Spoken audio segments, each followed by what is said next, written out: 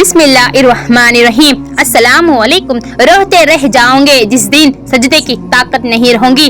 अभी भी वक्त है नौजवानों, नमाज को कायम करो। इंसाफ मजलूम की जन्नत और जालिम की जहन्नम है। अल्लाह ताला उस पर रहम नहीं करता जो दूसरों पर रहम ना करे। जालिमों को माफ करना मुजलिमों पर जुल्म है। जिससे उसके वालिदैन खुश नहीं, उससे अल्लाह रब्बुल इज्जत भी खुश नहीं होता। सबसे ज्यादा दानिशमंद वो शख्स है जो अपनी बात को अच्छी तरह साबित कर सके। जिस पर नसीहत असर ना करे वो जान ले कि मेरा दिल ईमान से खाली है। तौबा करने वालों के साथ बैठा करो क्योंकि वो सबसे ज्यादा नर्म दिल होते हैं। एक बार मोहब्बत से और दिल से लगा करके लिख दीजिए, अल्लाह सबसे बड़ा है। बुराई से बचने का सबसे ताकतवर तरीका ये है कि अच्छे दोस्त के साथ बैठा जाने जिन्होंने अपना रुख अल्लाह की तरफ मोड़ा है। अच्छी सूरत दिल को मुतासिर करती है जबकि अच्छी सीरत रूह को मुतासिर करती है। इंसान को खुदा ने बेहतरीन सांचे में ढाल कर पैदा किया है। जन्नती और जहन्नमी वो तो बाद में बनता है। बात सजदों की नहीं, खुलूस नियत की होती है। अक्सर लोग खाली हाथ लौट आते हैं हर नमाज के बाद। दुनिया में इतनी अच्छी खुशबू कहीं नहीं हो सकती जितनी प्यारी खुशबू कुरान मजीद के औराक से आती है। गिरते हैं सजदों में हम अपनी हसरतों के खातिर। अगर करते सिर्फ इश्क खुदा में तो कोई हसरत अधूरी ना रहती। बिस्तर से उठकर नमाज तक ना जा सके, ख्वाहिश रखते हैं कब्र से उठकर जन्नत जाने की। खुदा की बनाई हुई हर चीज हसीन है मगर वो मेरे अब्बू का मुस्कुराता हुआ चेहरा माशाअल्लाह। हमारे वीडियो को लाइक कीजिए और आखिर तक जरूर सुनकर जाइए क्योंकि आपके लिए आज मैंने बहुत ही खूबसूरत अक़वाल लेकर आई हूँ। गुनाह को फैलाने का जरिया मत बनो क्योंकि हो सकता है आप तो तौबा कर लो पर आपने जिसको गुनाह पर लगाया है वो आपकी आखिरत की तबाही का सबब बन जाए। जिंदगी में सादगी अपनाओ। जितनी सादा तुम्हारी जिंदगी होंगी इंशाअल्लाह उतनी परेशानियां तुम्हारी जिंदगी में कम होंगी। औरत में एक कमजोरी है जिसका इलाज तहम्मुल है। उसे रंज ना देना चाहिए बल्कि उसका रंज सहना चाहिए। उम्मीद आधी जिंदगी है और मायूसी आधी मौत है। अल्लाह जब किसी को मुश्किल से निकालना चाहता है तो वो उसके लिए ऐसे असबाब पैदा कर देता है जो कि इंसान के अक्ल में भी नहीं होते।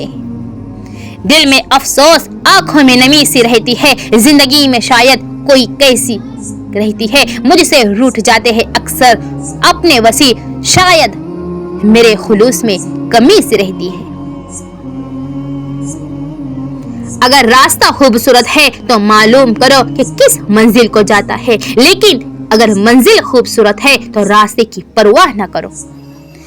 तो अल्लाह की राह में मुस्तहिक को भी दे और उसे भी दे जो मुस्तहिक नहीं। अल्लाह तुझे वो देगा जिसका तू मुस्तहिक है और वो भी देगा जिसका तू मुस्तहिक नहीं है।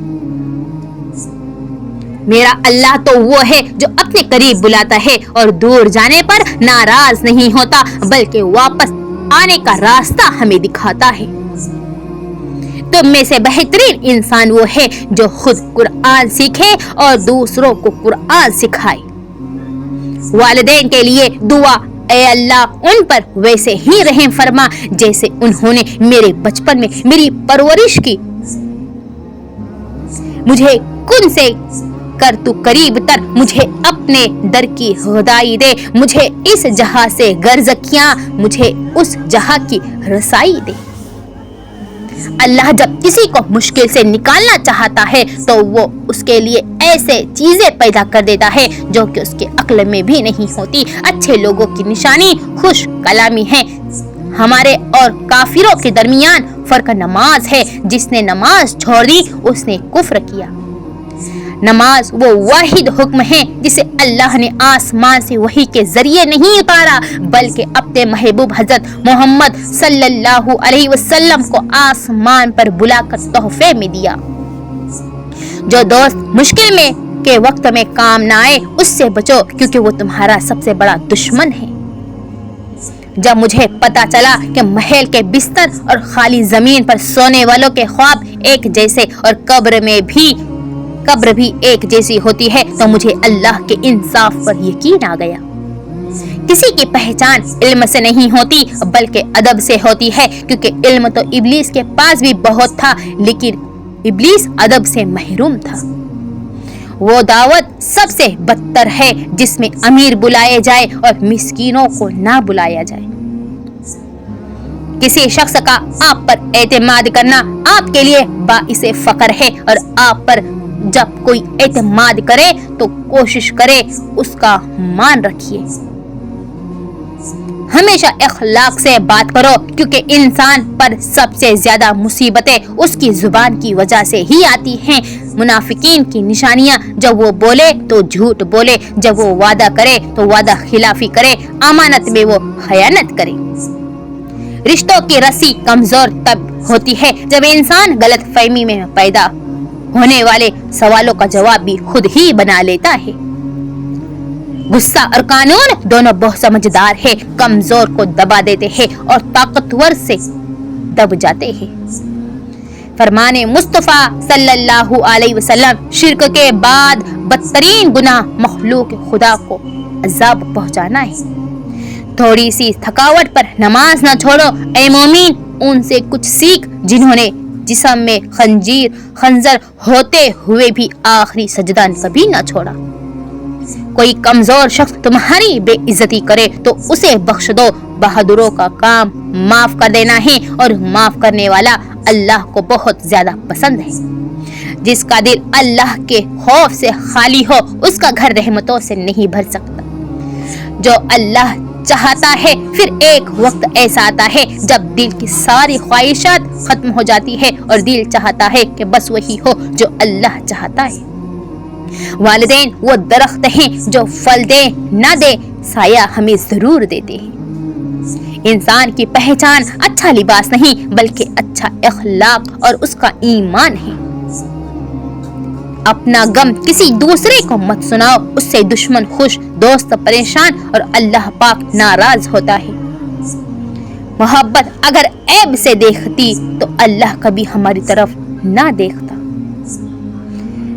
جب چل پڑے ہو سفر کو تو پھر حوصلہ رکھو، صحرا کہیں پہ سمندر بھی آئیں گے۔ جب عقل پر پردہ پڑ جائے تو سمجھانے والا آدمی سب سے برا لگنے لگتا ہے۔